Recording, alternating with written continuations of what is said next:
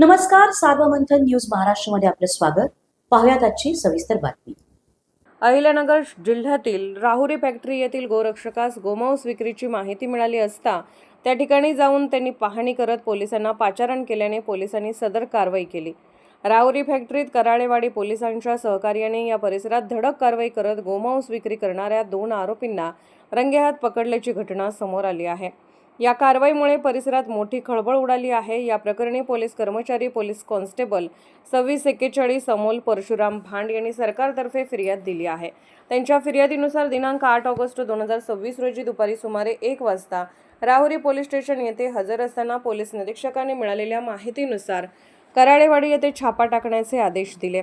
यानुसार police constable भांड व पोलीस कॉन्स्टेबल 663 बी शेळके यांनी 2 पंच व माहितीदार कार्तिक संपत मुसमाडे, त्यांचे पथक सहकारी यश आदिनाथ कोळसे, वैभव नानासाहेब मुसमाडे, सिद्धार्थ किशोर भगत यांच्यासह घटनास्थळी धाव घेतली. दुपारी सुमारे 2 वाजता टाकण्यात आलेल्या छाप्यात 2 इसम गोमांस विक्री करताना आढळून आले.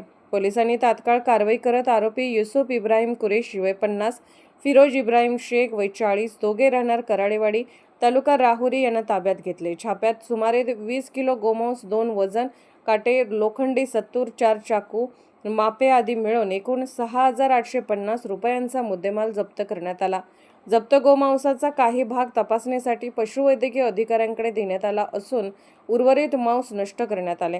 या प्रकरणी महाराष्ट्र पशु संरक्षण अधिनियम 1960 तसेच भारतीय न्याय संहितेच्या कलमान्वये गुन्हा दाखल करण्यात आला असून पुढील तपास राहुरी पोलीस करत आहेत.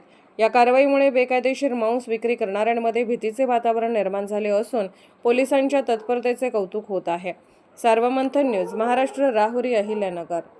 सार्वमंथन न्यूज महाराष्ट्राला लाईक करा, शेअर करा, सबस्क्राईब करा.